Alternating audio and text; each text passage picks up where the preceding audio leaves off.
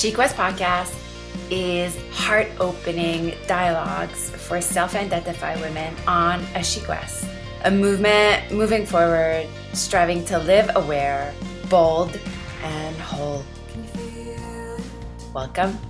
Hi, Chic West. Welcome to Chic West Podcast. I'm your host, Estelle Thompson. What a time to be alive. Our hearts relentlessly attached with more turmoil, heaviness, and crisis.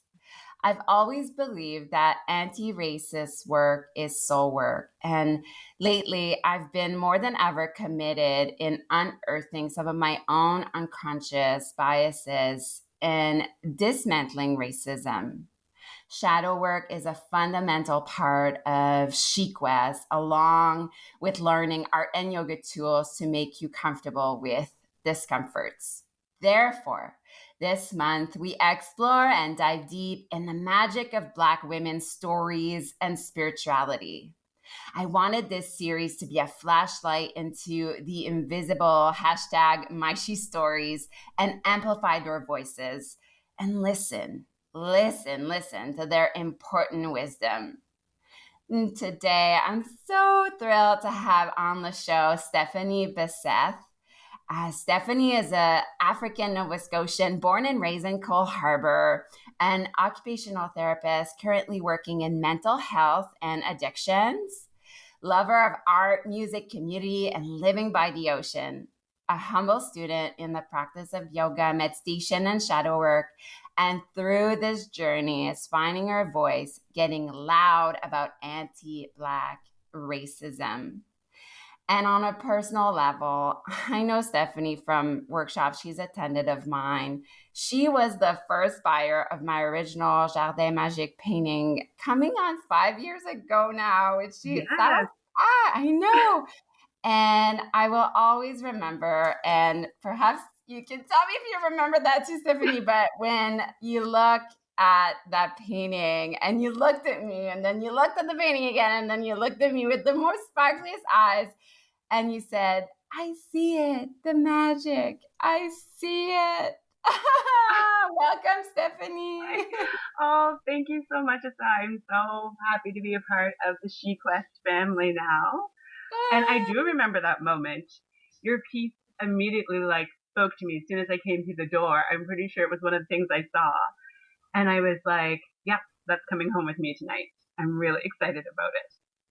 Yeah, and it was such a big moment for me. And I've I've said this to you before in emails and stuff, but I remember this moment often. It was really when I think all the stuff I do is I just remember your eyes and look at me there's magic in it, just to almost a remembering. So I just want to thank you for that. Oh no, you're welcome. It has brought me so much joy. It's hung up in my favorite room in my place, and it's just so colorful and bright. And I think such a wonderful representative of the magic and then of you yourself. It just shines through so amazingly. Oh my goodness. Excited to have it. Oh my goodness. So I'm just so happy to have you on the podcast. We need to, really get into this conversation right now, this important conversation. And I asked the first questions, I asked all my guests, because at Chic West, we strive to live aware, bold, and whole. And I just asked Stephanie, what makes you feel alive today? Oh, right now, it's being able to hug all of my favorite people. Yes! Yeah. I am such a hugger, and that has been the biggest struggle of being around folks that I love and adore and being socially distanced for them, especially, in isolation for quite a few months now, that getting the green light that I was able to hug my friends and my loved ones was just so amazing yesterday. Very, very excited to be able to do that. And yeah, it felt like a big freedom, didn't it? It's our hearts were lifted somehow. Yes, exactly. I was in a yoga class actually last night, and as I was leaving, and I was chatting with a friend on the sidewalk, and we had been going back and forth for a little bit, and then it just clicked into her. She's like, "Wait, we can hug now," and I said, "Oh, you're right." So we got to embrace this even for that second, and you just forget about that complete need for human contact. And it was wonderful. So that just Yeah. has set my soul on fire at the moment. Oh, totally, totally, totally. So before we dive deep, and talk about how soul work is anti-racist work, I just want you to tell us about yourself and your, we call it here ever evolving she story, Yeah. like your cultural upbringing and like just who you are, what has led you to this moment. And I want to be transparent with everyone. I asked Stephanie, I read a post that she had written and it just really moved me. And it was so authentic and just so, I don't know, it was so simple. And at the same time, just so raw. Like, it was just like, this is what it is. Like, and right away, I just wanted to know more. And so can you give us just tell us your story, and perhaps you can refer to that post even like as you were writing it. And So I always say that I'm African Nova Scotian, and I come from kind of like two collective worlds. So my mother's side is my African Nova Scotian side. I am sixth generation from her family. She grew up in a rural area. And then my dad's side, his family immigrated to Canada at the late 60s from Guyana, a small country in South America. And so I got this wonderful ways of like Canadian traditions mixed in with like Black American kind of cultural things from my mother. And then for my dad, I had this kind of Caribbean influenced family that was loud, and we made amazing food and danced together all of the time at family gatherings. And so between the two of them, they kind of shaped my world in the fact that moving forward, I always knew that it was just kind of like my Blackness was special.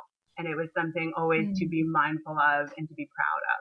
And then, but in moving in my environment didn't always reflect that. So they also prepared me in the fact that there was a set of rules that might necessarily always apply to me in the same way. Like, for instance, so I grew up in a neighborhood that majority of white people, middle class. I went to a school, I think like my junior high school had roughly about maybe between about 600, 650 kids. And there was like between 5 and 6 Black students at any time, I think through like my grades that I went through. So yeah. I certainly wasn't being reflected back in any kind of like my environment. And I didn't have a Black teacher until I was in high school. I have yet to still have a Black doctor at any point in time.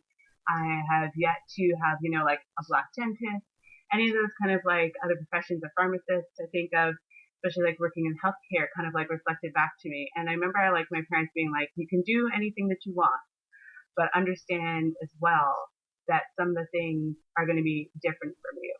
Like, you have to make sure that everything you're professionally dressed. You have to make sure that you come prepared and are well educated in everything you did. My dad was also a teacher, and he, really emphasized like education as, the idea that knowledge is the one true thing that no one can ever take away from you.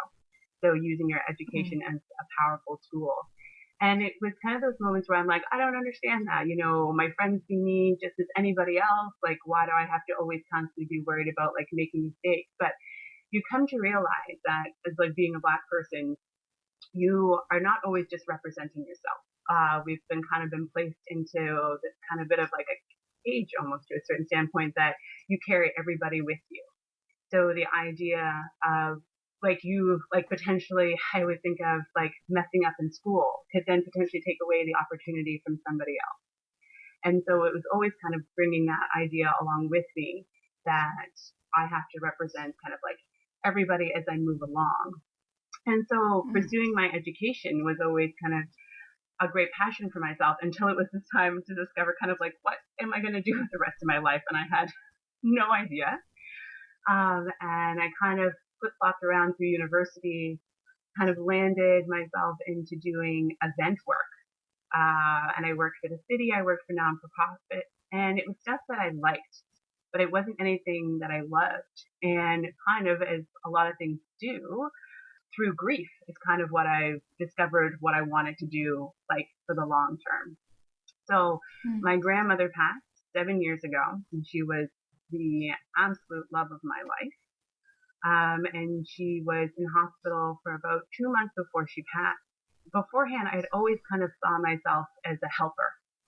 And being in hospital with her almost daily, I became so incredibly comfortable being in that environment. Like, nursing staff didn't even have to bother. They had already shown me in the cupboards where to get things, where to find the extra blanket, asking questions with like the dietary staff and with like housekeeping who were coming in. And I just kind of thought to myself, this is where I should be. I need to be going back to what I knew I wanted to be, and that was helping. And so through that is when I decided to go back to school and do my master's. And I know in my Instagram post, I also kind of alluded to that and the fact that going back and doing that work was difficult. Through Dalhousie's health professions policies, they have an affirmative action because they're realizing the lack of representation of diverse kind of like voices in the healthcare system. It doesn't really currently like reflect everyone in our community. So they have that policy in place. And it was something that I was proud to be like, I want you to know who you're representing if you're letting me in as a student. But I had fellow students when we kind of took a class about like socioeconomic impacts, very clearly stating that they don't believe in affirmative action policies. They don't believe that, people who are like of different skin color, we're in Canada now, racism is kind of like over. Why do they still, basically get to tick a box and kind of given a free pass to kind of come in? At the time, not necessarily to toot my own horn, but I had worked really hard and I was well qualified to be in the program with everybody else. I just wanted to let them know that they were bringing in a student who was going to represent a diverse population. But then I made it through my master's, and it was actually really great because through that Instagram post, I've also had a lot of people from my OT class who've reached out and kind of talked about how their perspectives have shifted, and that's actually been really wonderful to hear. Wow. Yeah, and going into work, I know as well, it was going back to again about the idea of, carrying everybody with you and then being worried again that I'm like, okay, if my classmates were thinking about that, are people that I work with thinking that I'm only hired because of like the diversity piece. And then that created a world of anxiety for myself that became really difficult to get through. Yeah, there was definitely days where I'd wake up every morning and be in tears at the idea of going into work and like being so worried that if I wasn't perfect, if I wasn't, making sure all my reports were perfect, if I wasn't, creating, the best experience for the clients that I work with in community, that I was worried that I was going to be, not worthy and that was going to create other problems for other people. But moving forward, I realize now it's like through a lot of my work, my meditation practice, I think has been the biggest game changer in my life. Taking that time for that stillness and that time to reflect has really been able to move me forward and think about it from like a different perspective. And then that understanding as well that it's like, I have to remember that I'm representing myself and doing the absolute best that I can. And sometimes that just has to be enough. And so working as an occupational therapist, I love it so much because the fact that our whole job is about supporting and enabling folks to live the best life that they can and do meaningful work. And so especially working in mental health, you get to see like the gradual steps of like working towards like meaningful employment and, leisure activities. It's just like the simple things. It's even just working on mindfulness. With a lot of our folks too, just being able to kind of take that breath and that pause for themselves to work on. It's been amazing and an evolving story of moving forward. And I think that's kind of like also the reason why I felt it was time to share my story, especially on Instagram, because I think most folks see kind of what was happening, especially with George Floyd, and just think it was something that's only happening in America. That kind of situation isn't taking place in Canada. And I was like, I think it's time to kind of like lift the veil a little bit, because I think a lot of my friends, we haven't really had a lot of conversations about race and color. And I think it was time to let people in and see a little bit more of kind of like the day-to-day struggles of what it really means to be a Black person and all of the kind of biases and discrimination and everything that kind of accumulates and see the true impact of that. I'm super proud to have partnered with Hip Bee, a Canadian skincare company, in offering you 30% off all their products. I've been using Hippie Groovy Glow Pore Hustler and Jomo mask, and I've completely fell in love with this not only natural clean, but sulfate-free, alcohol-free, and did I say Canadian product? Hippie's mission is to simplify your skincare routine and bring practical, effective solutions to your moody skin. Their belief is that feeling beautiful in your own skin is a right, not a privilege. Hippie's offering Chic West podcast listener 30% off with the coupon ChicWest30. Go to www.hipbees,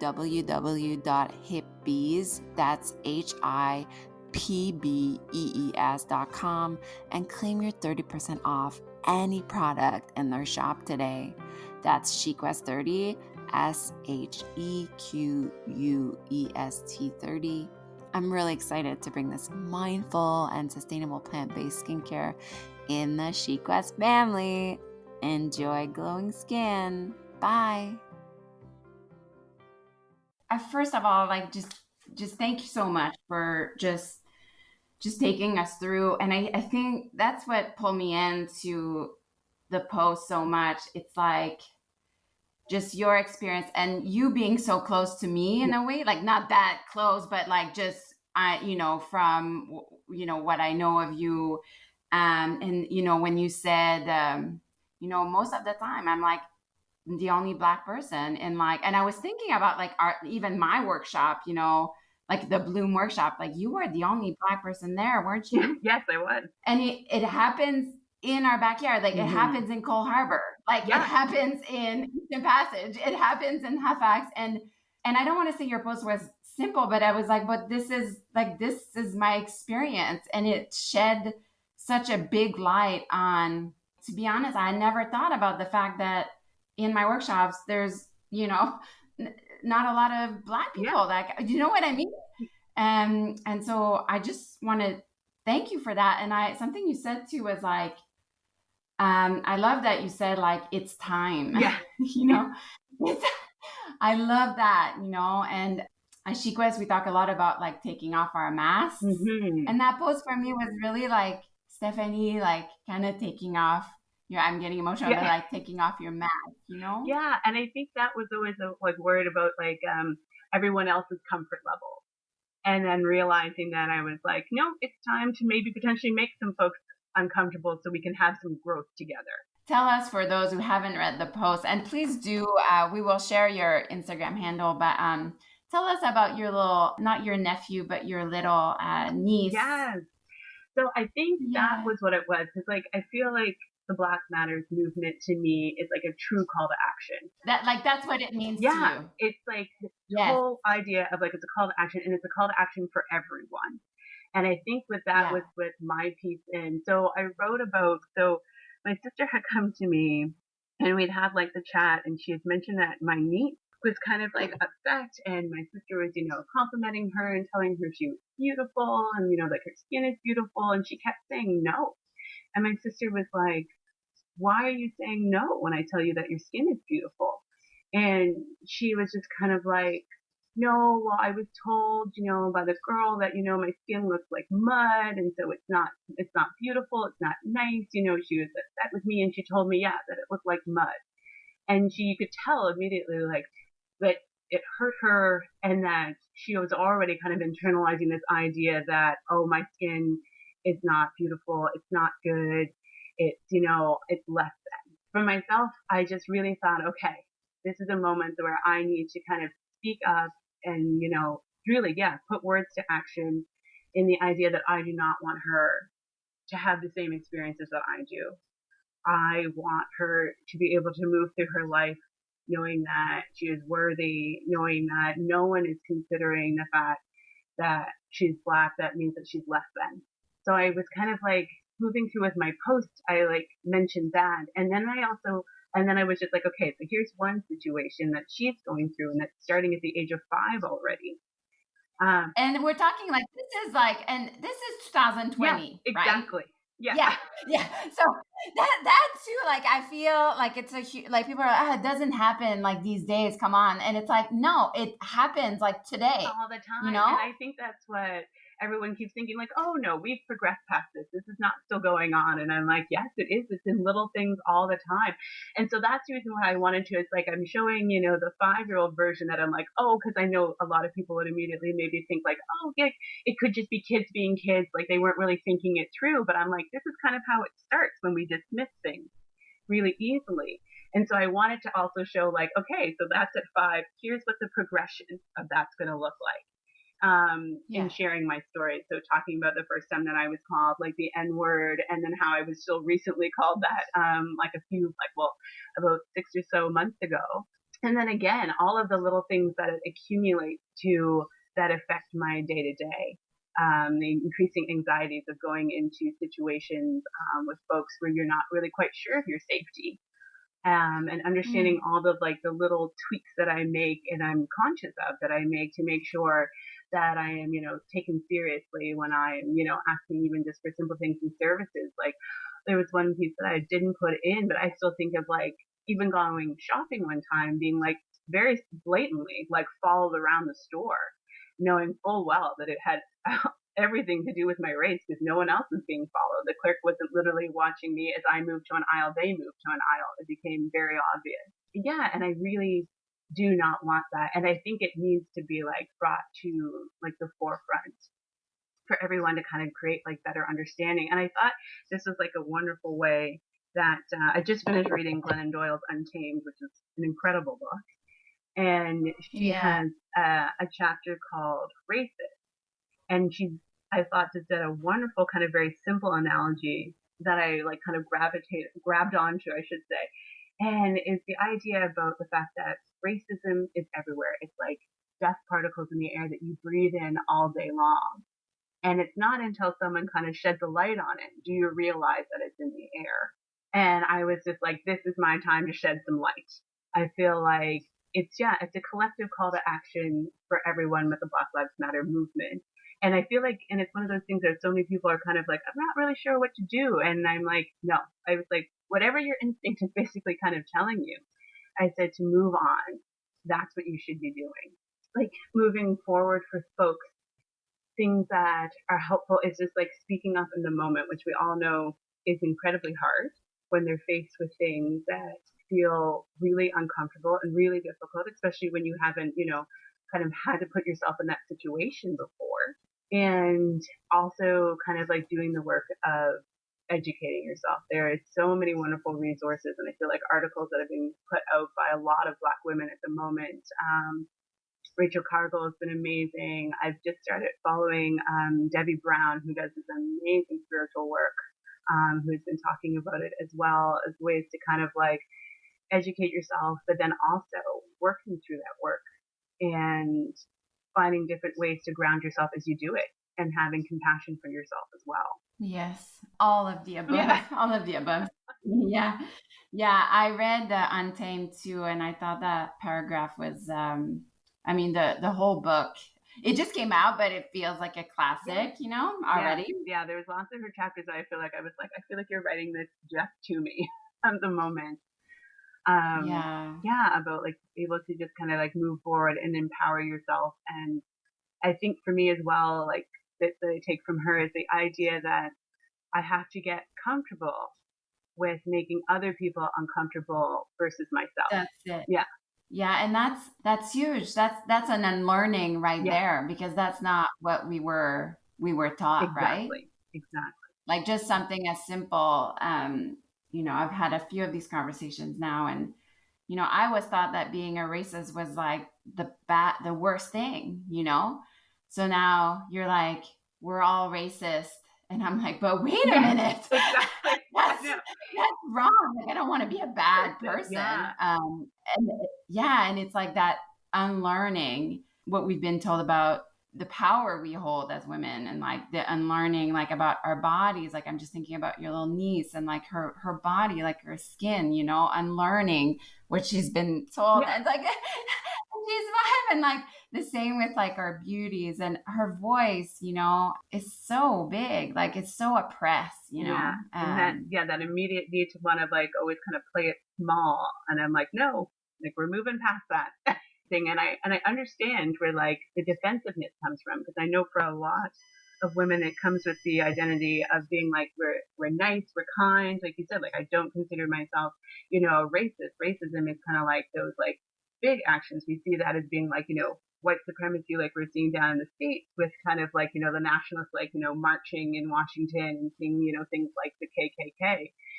But it's that idea of like white supremacy and all of the privileges that are there that are like not necessarily seen right away until you start to kind of scratch at it. And then you're kind of like, oh, and you start to have, I think those like aha moments of like, oh yeah, you're right. Yes. I do get to kind of walk around in spaces and see people that look like me. I do get to have, services done by folks who also look like me and may have a better understanding of kind of like what I'm going through, and that Black people don't get to have. This is kind of off script, but are you tired? Yeah, I'm doing better. I would say like that first week of June, by the time Saturday hit, I was kind of done. I remember like that Saturday just being like reading someone's post that was just like, all Black folks, if you have the ability to do so, take the day off. And I remember being like, that's exactly what I'm going to do. I put the phone on silent and put it off to the side. And I think I just like binged the show on Netflix, ate all of the kind of like goodies, did some yoga that day, and was just like, yeah, this is just going to be a day of rest for myself at the moment. And then I can start to, tackle things again. Because it was one of those things where I never want to like ever deter anybody from showing like love and support. But things were coming in and the questions were coming all at like the same time. And I'm, trying to make sure that I'm being responsive to everybody. But by the time that was done, I was like, whoo, like I'm a little depleted.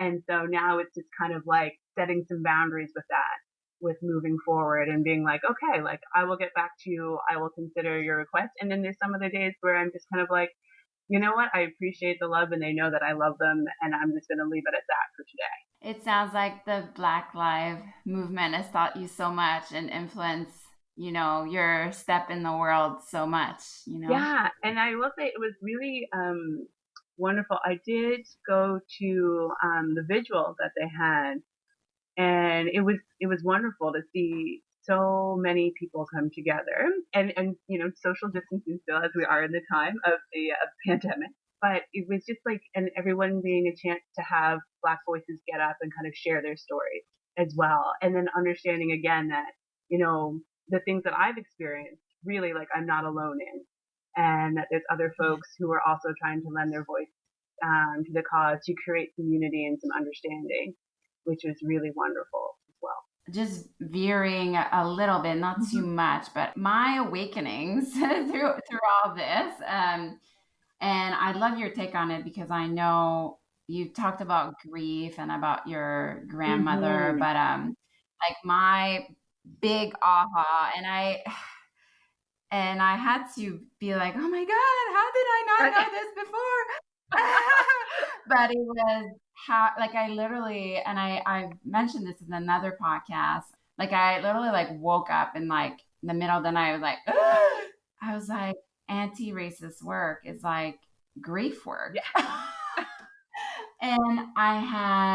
And like, as much as I had this aha, then I felt just so sad that I didn't make the connection before. And now I'm kind of asking my question in, this series of podcasts where, do you believe? Because I was like, am I right? Like, I'm almost like a second guess myself. Is this like really? Because, I feel I'm a grief activist and like my own story. But like, so do you believe grief has something to do with unlearning racism? Oh, absolutely. I think right now we're all in like a collective grief. And the fact that we're trying to, and I think we're all like in different stages of it at the moment. But I think that we're all trying to kind of come to grips with things that have to change and like being able to let go of that. And I feel like that is kind of like the grieving process for a lot of people. I know for like Black people right now, we're in a collective grief where you see like the rioting where things have kind of boiled over. And it's that mix of like sadness and that anger that's kind of come together, that everyone's trying to make the best out of the situation.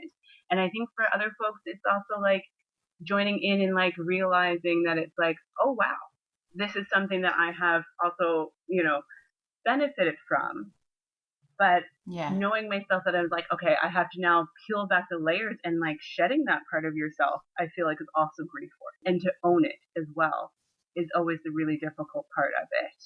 Yeah, anti-racism is not kind of an easy process that it's like a one and done, as they keep saying right now. It's, it's a movement, not a moment. And I think that folks coming together in their grief is honestly what is going to change everything. Tell me, how can white women help Black women? How can we be? I know this word is thrown around, the ally. How can we be allies? Like, what? How do you feel about this whole like? Just doing, I feel like just staying your truth, like doing what's right, as an action, as a call to action. Would you say more? Yeah, I always think of, I go through the steps. It's like educating yourself is always, I think, like the big thing, in the understanding of kind of, the history of things and where things kind of come from. Yeah. It's having the hard conversation. And it's not necessarily about race with other Black women. I think it's having the hard conversations with even like family members and friends, and bringing it Yeah. up and having, those talks about, anti-Black racism and how do they see themselves like moving forward, and creating that space to have that dialogue.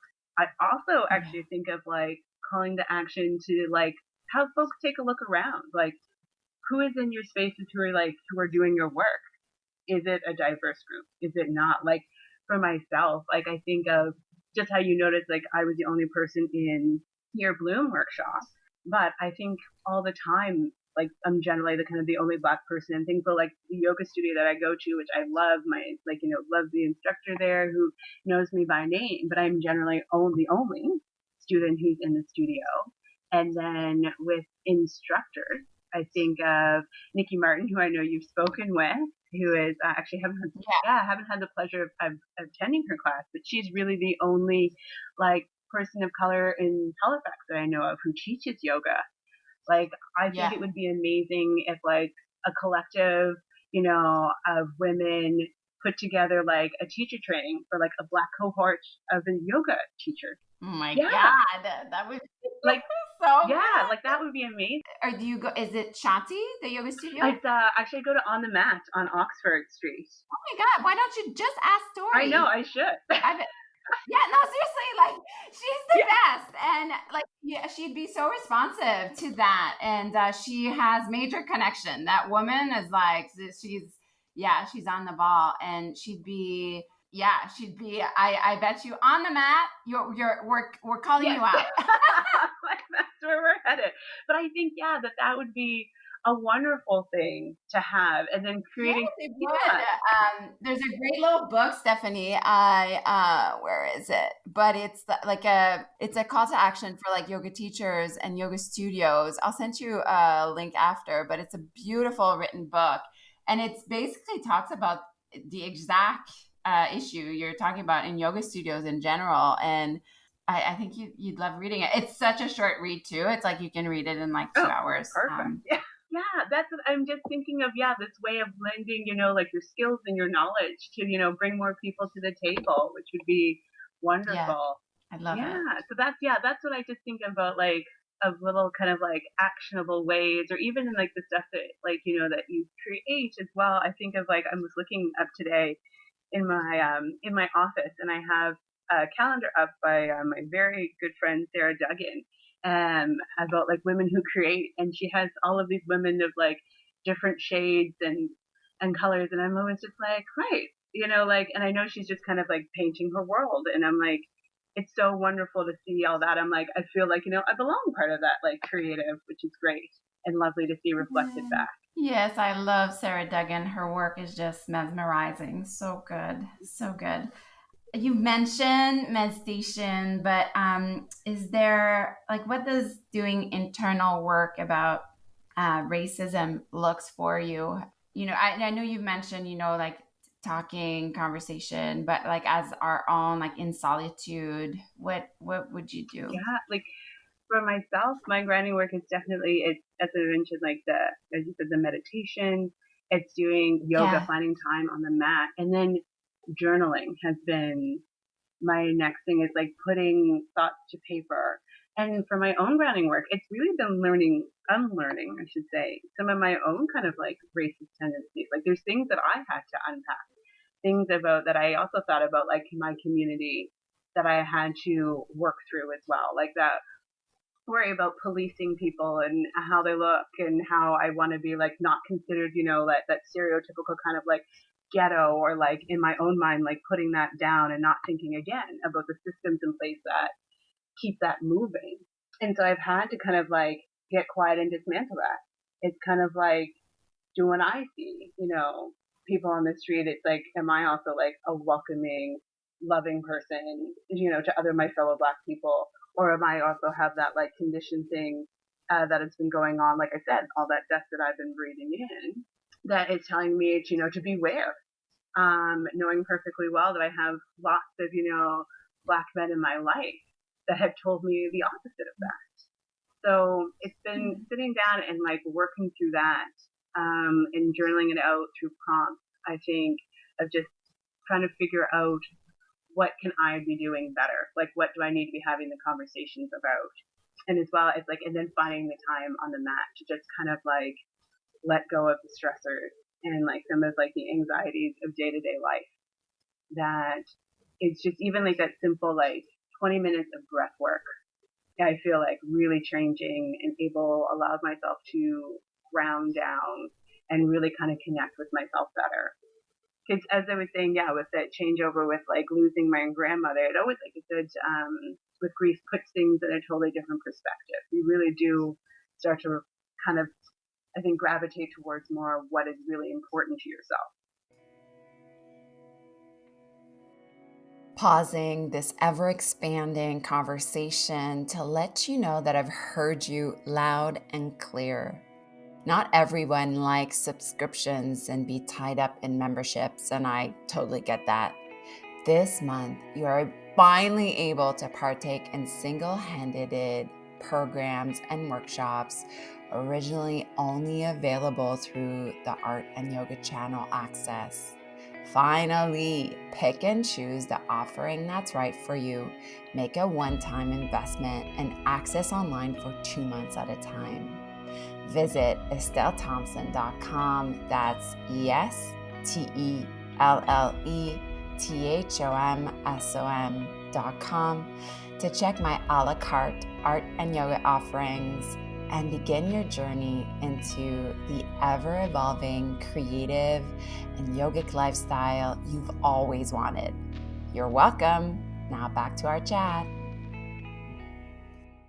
And what you want to bring to the world as you move forward. And I think I really wanted to make sure that I was bringing all of myself, like that I wasn't shying away from, the Blackness that I bring into the world that's different, and that I represent myself fully as a Black woman.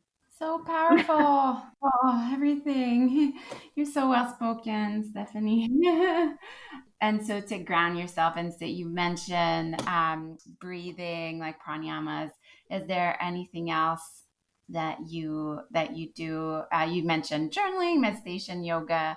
I know you love reading. Yes. Yeah. I am a big reader. Reading like all of the books lately. Yeah. No, and I was also thinking, reconnecting back. That's when, oh my gosh, thinking about it is finding ways back into nature. I have, for the first time, I think in a good solid 10 years, have gotten back on a bicycle and have started kind of like biking through like the trails again, and actually take like that pathway that starts in Shearwater, like the Flyers path, and take it down to Lawrencetown Beach and back, and it's wonderful. And it's just this wonderful, this great time to just kind of be by yourself, connect with the incredible greenery and the ocean, and just let everything go, which I think is wonderful. And I always come across like lovely people who are all out there with like smiles and, happy to help if anything's going on, because I always feel like I'm fidgeting with my bike seat. And so there's always someone who is there just like, oh, do you need assistance? You have something going on? And I'm like, thank you, fellow cycler, who seems to actually know what they're doing. I appreciate it. So. I love that you mentioned nature, because that's definitely like, reestablishing yourself in nature is healing, grief we hold, and like it's just coming back to our kind of true, because we are Yeah. nature, we're yeah. I love it. I love. So yeah, that's kind of like my thing. And getting back to that, and then so also something like, so every year, I think probably since I turned 30, I pick something new to kind of learn.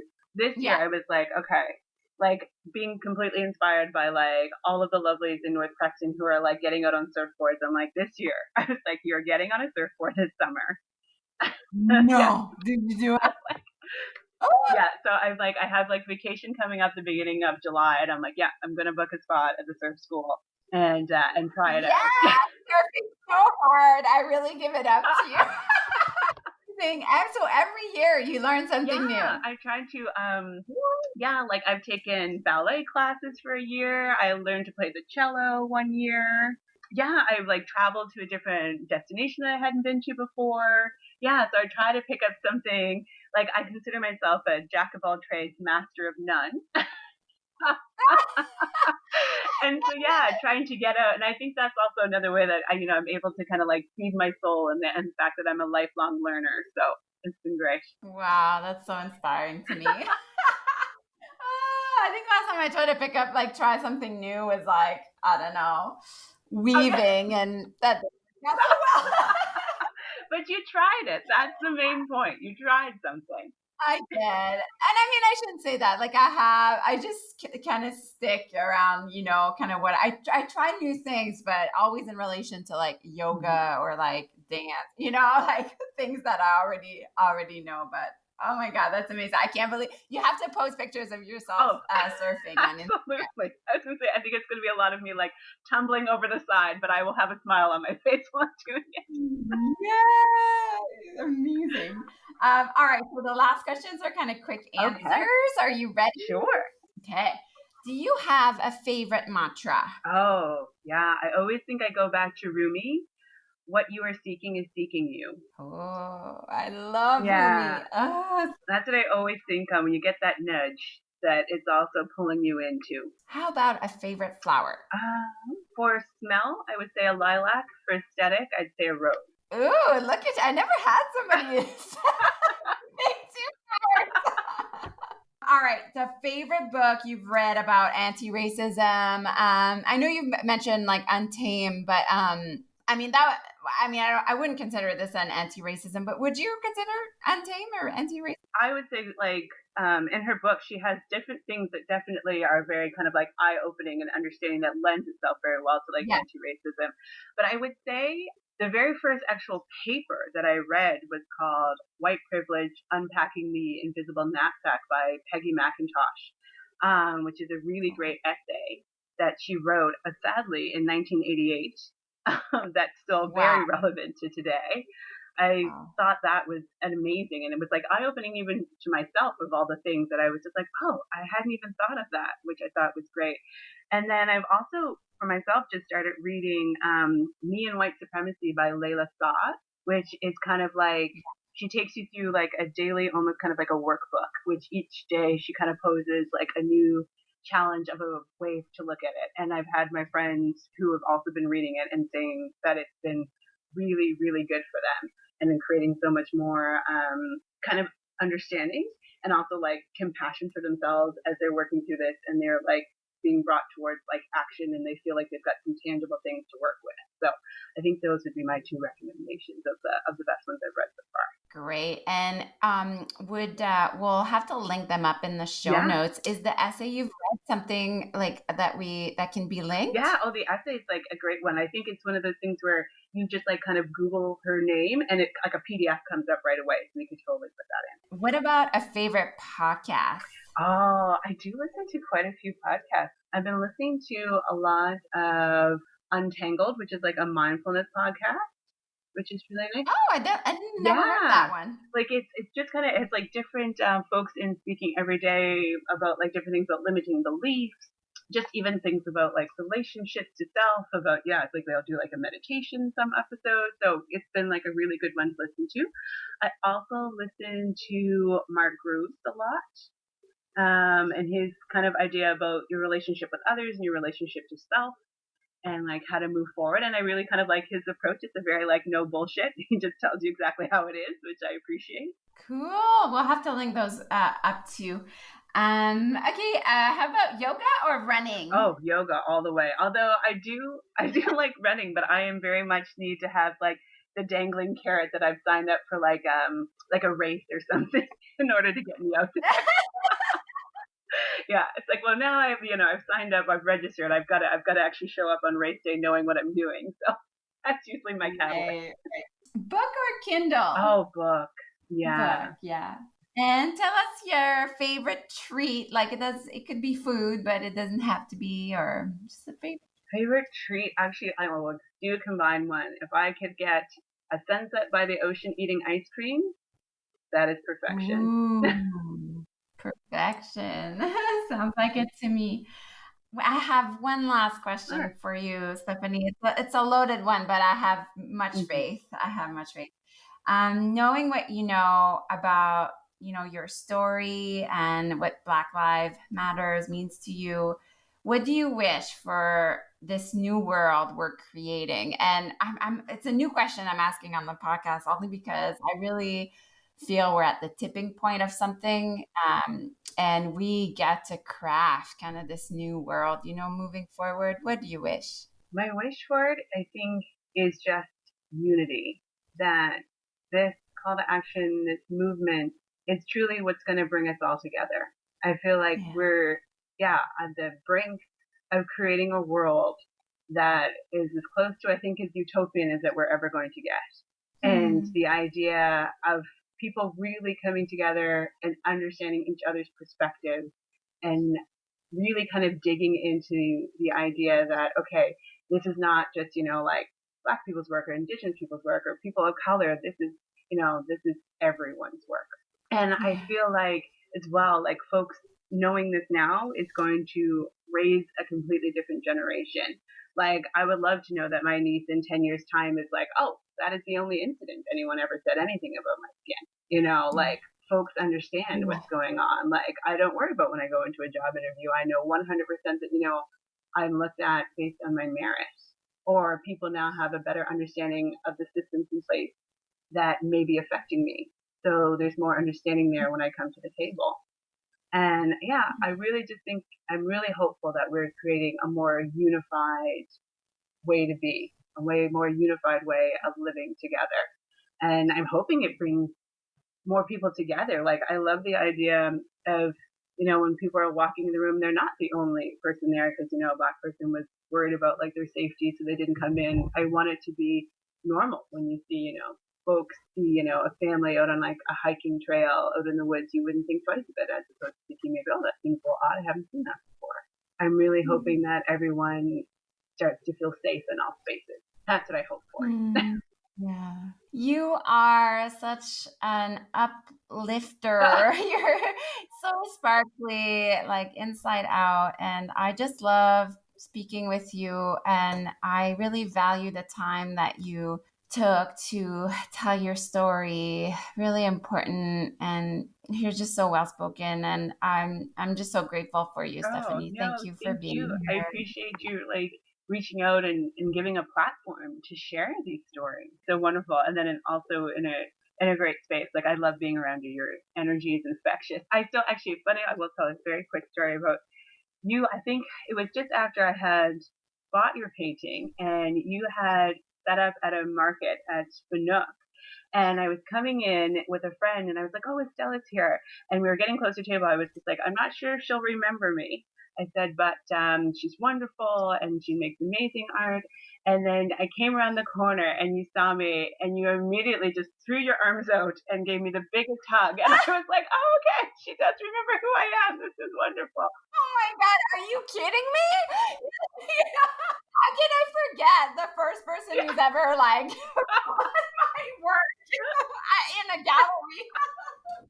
I think I remember that too. That was forever ago too. That was like, I know. So so I am happy to support all things you do.